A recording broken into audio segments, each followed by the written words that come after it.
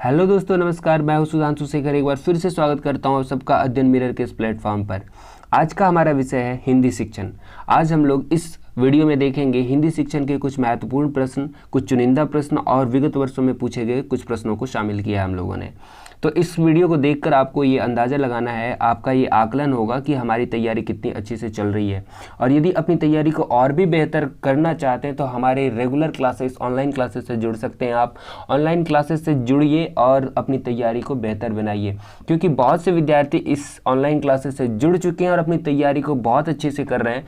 और यदि आप भी अपनी तैयारी को बेहतर बनाना चाहते हैं और आने वाले एग्ज़ाम्स में, आने वाले जो टीचिंग एग्ज़ाम्स हैं उसमें अपनी सीट पक्की करना चाहते हैं तो बेशक आप हमारे ऑनलाइन क्लासेस से जुड़ सकते हैं। तो चलिए वीडियो को और लंबा ना करते हुए हम लोग आज के विषय वस्तु पर आते हैं। साथ ही मैं माफ़ी चाहूँगा कि पिछले 2 दिनों तक हमारी कोई 2 या 3 दिनों तक हमारी कोई वीडियोज़ नहीं आई थी, क्योंकि मैं कुछ निजी कार्यों में, व्यक्तिगत कार्यों में कुछ ज़्यादा संलग्न हो जाने के कारण, थोड़ा सा समय की कमी हो जाने के कारण मैं वीडियोज़ लेकर नहीं आ पाया। लेकिन अब कोशिश करूंगा कि वीडियोस रेगुलर आती रहें ताकि आपकी तैयारी को एक बल मिलता रहे। हमसे जितना बन पड़ता है क्वेश्चंस का कलेक्शन ढूंढना या प्रश्नों का संग्रह तैयार करना, उसमें से चुनिंदा प्रश्नों को छांटना, अलग करना और फिर वीडियोस लेकर आना, ये मैं आप लोगों की बेहतर तैयारी के लिए अपने तरफ से ज़रूर कोशिश करूँगा। चलिए बिल्कुल देर ना करते हुए अब हम लोग अपने विषय वस्तु पर आते हैं, वीडियो को आगे बढ़ाते हैं। लेकिन आप तब तक हमारे चैनल को बिल्कुल सब्सक्राइब कर लीजिए, क्योंकि ऐसे ही इंपॉर्टेंट वीडियोस और अपनी तैयारी को बेहतर बनाने के लिए आप हमारे चैनल को सब्सक्राइब करना ना भूलें। चलिए क्वेश्चन नंबर 1 देखते हैं। वाइगोत्स्की ने भाषा विकास का परिप्रेक्ष्य प्रस्तुत किया। वाइगोत्स्की के सिद्धांतों के बारे में आप लोगों ने पढ़ा होगा कि वाइगोत्स्की के सिद्धांतों को यदि आपने पढ़ा है तो आपको इस प्रश्न का आंसर आ रहा होगा। वाइगोत्स्की ने भाषा विकास का डैश परिप्रेक्ष्य प्रस्तुत किया था। क्या प्रस्तुत किया था? व्यवहारवादी, समाज सांस्कृतिक, व्यवहार सांस्कृतिक और संज्ञानवादी। तो इसमें ऑप्शन नंबर बी हमारा परफेक्ट आंसर है, क्योंकि वाइगोत्स्की के सिद्धांतों को सभी टैट वाले विद्यार्थी तो जरूर पढ़े होंगे, जो बीएड कर चुके हैं वो भी पढ़े होंगे। तो आप लोग इसका सही आंसर पता होगा। तो option number B is the correct answer. चलिए क्वेश्चन नंबर 2 देखते हैं। भाषा अर्जित करने के संदर्भ में कौन सा कथन उचित नहीं है? भाषा अर्जित करने के संदर्भ में कौन सा कथन उचित नहीं है? यह एक सह प्रक्रिया है, यह एक स्वाभाविक प्रक्रिया है। बच्चे भाषा के नियमों को आत्मसात करते हैं और बच्चों को नियम बनाना सिखाया जाता है। तो देखिए ऑप्शन नंबर ए, बी और सी ये बिल्कुल उचित और सहज बात है। यह एक सह प्रक्रिया है, यह एक स्वाभाविक प्रक्रिया है, बिल्कुल स्वाभाविक प्रक्रिया है, क्योंकि नेचुरली हर कोई भाषा सीखता है। बच्चे भाषा के नियमों को आत्मसात करते हैं, बिल्कुल करते हैं। ऑप्शन नंबर डी, बच्चों को नियम बनाना सिखाया जाता है, ये सही नहीं है। Option number D is the correct answer, क्योंकि बच्चों को नियम बनाना नहीं सिखाया जाता है। ठीक है, चलिए क्वेश्चन नंबर 3 देखते हैं। भाषा सीखने और भाषा अर्जित करने में अंतर का मुख्य आधार है। भाषा सीखना और भाषा अर्जित करने, इसमें जो अंतर है उसका मुख्य आधार क्या है? भाषा की पाठ्य पुस्तकें, भाषा का लिखित आकलन, भाषा का उपलब्ध परिवेश और भाषा की जटिल संरचनाएं। भाषा की पाठ्य पुस्तकें जो हैं वो मुख्य आधार नहीं है, ठीक है। भाषा का लिखित आकलन ये भी मुख्य आधार नहीं है। भाषा का उपलब्ध परिवेश, this is the correct answer, क्योंकि भाषा सीखना और भाषा अर्जित करना इसका मुख्य आधार भाषा के उपलब्ध परिवेश पर होता है, ठीक है। तो इसमें से हमारा क्वेश्चन नंबर 3 का सही आंसर है ऑप्शन नंबर सी, ठीक है। क्वेश्चन नंबर 4 है, प्राथमिक स्तर पर हिंदी भाषा का शिक्षण करते समय आप किस बिंदु पर सर्वाधिक बल देंगे? हिंदी भाषा के मुहावरे और लोकोक्तियाँ, हिंदी भाषा की विभिन्न संरचनाएं, विभिन्न वाक्य संरचनाएं और हिंदी भाषा का सौंदर्य और आंचलिकता। यहाँ पर गलती है, ये टाइपिंग मिस्टेक है, आंचलिकता होना चाहिए यहाँ पर, आंचलिकता।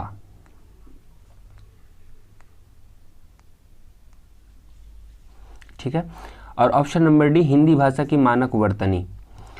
तो इसमें हिंदी भाषा का शिक्षण करते समय प्राथमिक स्तर पर आप किस बिंदु पर सर्वाधिक बल देंगे? हिंदी भाषा के मुहावरे और लोकोक्तियाँ, इसकी तो कोई आवश्यकता नहीं, क्योंकि प्राथमिक स्तर पर आप भाषा सिखा रहे हैं, उसमें इतने जटिल चीज़ों का अगर आप इन चीज़ों पर ध्यान देंगे तो बच्चे भाषा कैसे सीख पाएंगे? हिंदी भाषा की विभिन्न वाक्य संरचनाएं, ये भी ठीक नहीं है। हिंदी भाषा की मानक वर्तनी, ये भी ज़्यादा इम्पॉर्टेंट नहीं है। इसमें से क्या है, हिंदी भाषा का सौंदर्य और आंचलिकता, ये क्या है ना, आप यदि हिंदी भाषा को थोड़ा सा उसको सुंदर बनाकर बच्चों के सामने प्रस्तुत करेंगे तो बच्चों को वो ज़्यादा रुचिकर होगा और वो ज़्यादा सीखेंगे। इस बात को ध्यान में रखते हुए ऑप्शन नंबर सी हमारा परफेक्ट आंसर है। ठीक है, चलिए क्वेश्चन नंबर 5 देखते हैं। बच्चे बोलचाल की भाषा का अनुभव लेकर विद्यालय आते हैं, इसका निहितार्थ है कि बच्चों को बोलचाल की भाषा न सिखाई जाए, बिल्कुल गलत बात। वो सीख कर आते हैं, अनुभव लेकर आते हैं, इसका ये मतलब नहीं कि उसे नहीं सिखाया जाए। बच्चों की बोलचाल की भाषा को सुधारा जाए, कोई ज़रूरी नहीं है कि सुधारा जाए, क्योंकि वो घरेलू भाषा या रीजनल लैंग्वेज सीख कर आते हैं, उसमें सुधारने की क्या आवश्यकता है, वो तो रीजनल लैंग्वेज में सीखते ही है, उसमें तो व्याकरण और वर्तनी का ज़्यादा प्रयोग नहीं, मतलब ज़्यादा उसको सुधारा नहीं जा सकता क्योंकि वो ऑलरेडी सीखे हुए होते हैं। बच्चों के भाषाई अनुभवों का उचित प्रयोग किया जाए, this is the correct answer, क्योंकि बच्चों का जो भाषाई अनुभव है यदि उसका हम उचित उपयोग करेंगे तो उसे और भी कुछ नई चीज़ें सिखा सकते हैं। बच्चों के भाषाई अनुभवों को कक्षा के बाहर रखा जाए, ये गलत बात है। तो ऑप्शन नंबर सी हमारा सही आंसर है। बच्चे बोलचाल की भाषा के अनुभव लेकर विद्यालय आते हैं तो इसका निहितार्थ ये है कि बच्चों के भाषाई अनुभवों का उचित प्रयोग किया जाए। ठीक है, ये सीटेट 2018 में पूछा गया था, आप लोग ध्यान देंगे। क्वेश्चन नंबर 6, भाषा सीखने सिखाने में आप किसे सबसे अधिक महत्वपूर्ण मानते हैं? भाषा सीखने और सिखाने में आप किसे सबसे अधिक महत्वपूर्ण मानते हैं? एक, संज्ञानात्मक विकास, ठीक है, दूसरा सामाजिक अंतःक्रिया, तीसरा दृश्य श्रव्य सामग्री, चौथा बाल साहित्य। तो इसमें देखिए, भाषा सीखने और सिखाने में सबसे ज़्यादा इम्पॉर्टेंट कुछ है तो वो सामाजिक अंतःक्रिया, इसमें से वो ज़्यादा भाषा सीखता है। बच्चे या कोई भी लोग सामाजिक अंतःक्रियाओं के दरमियान वो ज़्यादा अच्छे से ज़्यादा आसानी से भाषाओं को सीखता है। तो चलिए इसका सही आंसर है ऑप्शन नंबर बी। अब हम लोग देखते हैं क्वेश्चन नंबर 7। हिंदी भाषा के संदर्भ में एक महत्वपूर्ण उद्देश्य है कि बच्चे अपना शब्द भंडार विकसित कर सके, व्याकरण के नियमों को याद कर सके, कही या लिखी गई बात आलोचनात्मक दृष्टि से परख सके, कही या लिखी गई बात को शब्दशः कह और लिख सके। तो इसमें से देखिए, ये समझने वाला प्रश्न है कि हिंदी भाषा के संदर्भ में क्या महत्वपूर्ण उद्देश्य हो सकता है कि बच्चे क्या कर सके, उनकी किस क्षमता को विकास करना है। अपना शब्द भंडार विकसित कर सके, ये तो ठीक नहीं है। शब्द भंडार से विकसित करने से क्या होगा, उसकी समझ होनी चाहिए। व्याकरण के नियमों को याद कर सके, व्याकरण के नियमों को याद कर ले और भाषा की अच्छे से उसे समझ नहीं है, वो अंडरस्टैंडिंग नहीं है, तो फिर क्या, कही या लिखी गई बात को आलोचनात्मक दृष्टि से परख सकें, ये इसका सही आंसर है। यही उसका उद्देश्य है। हिंदी भाषा के संदर्भ में एक महत्वपूर्ण उद्देश्य है कि बच्चे कही या लिखी गई बात को आलोचनात्मक दृष्टि से परख सकें। चलिए क्वेश्चन नंबर 8 देखते हैं। प्राथमिक स्तर पर हिंदी भाषा सिखाने के लिए सबसे अधिक जरूरी है, क्या चीज़ सबसे अधिक जरूरी है? भाषा शिक्षण का भाषा ज्ञान, कक्षा में रंगीन पाठ्यपुस्तकें, कक्षा में प्रिंट समृद्ध परिवेश और कक्षा में लिखित आकलन। तो इसमें भाषा शिक्षण का भाषा ज्ञान ये अधिक जरूरी नहीं है, ठीक है, क्योंकि भाषा शिक्षण का भाषा ज्ञान यहाँ पूछ रहा है, जरूरी है ऐसा नहीं, यहाँ पूछ रहा है सबसे अधिक जरूरी है। भाषा शिक्षण का भाषा ज्ञान जरूरी तो है बट अधिक जरूरी नहीं है। कक्षा में रंगीन पाठ्यपुस्तकें ये भी जरूरी चीज़ है लेकिन ज़्यादा सबसे अधिक जरूरी नहीं है। कक्षा में प्रिंट समृद्ध परिवेश, प्रिंट समृद्ध परिवेश यानी कि आप देखे होंगे बच्चों के कक्षाओं में दीवारों पर तरह तरह की प्रिंटिंग्स लगा दी जाती हैं, तरह तरह के अल्फ़ाबेट, वर्तनी और फ्रूट्स वगैरह या कोई फल वगैरह, कोई भी चीज़ों के नाम, इन चीज़ों के नाम लिखे गए होते हैं। प्रिंट समृद्ध परिवेश कहते हैं उसको। अगर इस परिवेश में बालक रहे तो उसे ये सीखने के लिए सबसे ज़्यादा ज़रूरी होता है, क्योंकि बच्चों में ये गुण होता है कि वो जिस परिवेश में रहेंगे उसे बहुत जल्दी अडॉप्ट कर लेते हैं, बहुत जल्दी ग्रहण करने लगते हैं। तो ऑप्शन नंबर सी हमारा सही आंसर है। कक्षा में प्रिंट समृद्ध परिवेश होना चाहिए, हिंदी भाषा सिखाने के लिए सबसे अधिक जरूरी है। ऑप्शन नंबर डी कक्षा में लिखित आकलन, ये तो कोई ज़रूरी बात है नहीं। तो चलिए क्वेश्चन नंबर 9 देखते हैं। भाषा सीखने सिखाने की प्रक्रिया में सबसे कम महत्वपूर्ण है। अभी हम लोग देखें कि सबसे अधिक महत्वपूर्ण क्या था, अब क्वेश्चन नंबर 9 है सबसे कम महत्वपूर्ण। भाषा की पाठ्यपुस्तक, भाषा का आकलन, भाषा शिक्षण की पद्धति और भाषा का परिवेश। देखिए भाषा का आकलन, भाषा शिक्षण की पद्धति और भाषा का परिवेश, ये तीनों कम महत्वपूर्ण नहीं है। भाषा की पाठ्य पुस्तक जो है ये सबसे कम महत्वपूर्ण है, क्योंकि देखिए पाठ्य पुस्तक हो या ना हो, कैसी भी हो, बच्चों को आप भाषा सिखा सकते हैं, ठीक है। तो ये सबसे ज़्यादा महत्वपूर्ण या ज़्यादा महत्वपूर्ण नहीं है, ऐसा नहीं कि महत्वपूर्ण नहीं है, लेकिन कम महत्वपूर्ण है। दिए गए ऑप्शंस में कम महत्वपूर्ण है भाषा की पाठ्यपुस्तक। बाकी की चीज़ें भाषा की पाठ्यपुस्तक से ज़्यादा महत्वपूर्ण है। भाषा का आकलन, ठीक है, भाषा शिक्षण की पद्धति ये भी महत्वपूर्ण है, भाषा का परिवेश ये भी महत्वपूर्ण है। तो सबसे कम महत्वपूर्ण क्या है? भाषा की पाठ्यपुस्तक।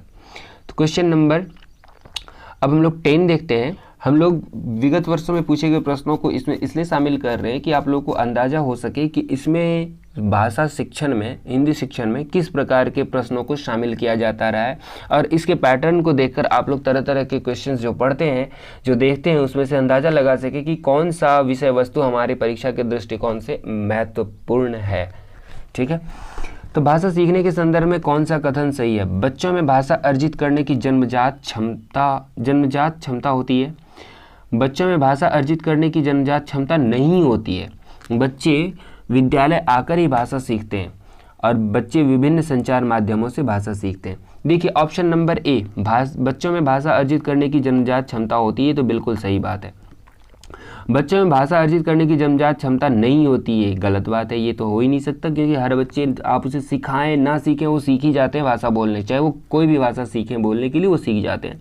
बच्चे विद्यालय आकर ही भाषा सीखते हैं, ये तो बिल्कुल गलत है, क्योंकि वो घर पे भी भाषा सीखते हैं। अपने घर वालों से के परिवेश में रहते रहते वो जैसे परिवेश में रहता वैसा भाषा तो वो सीखता ही है। विद्यालय आके वो थोड़ी परिष्कृत और थोड़ी शुद्ध हिंदी या अंग्रेजी या जो भी विद्यालय में पढ़ाई जाए वो भाषा वो सीखते हैं, लेकिन घर पे भी वो सीखते हैं। बच्चे विभिन्न संचार माध्यमों से भाषा सीखते हैं, नहीं, ये गलत है।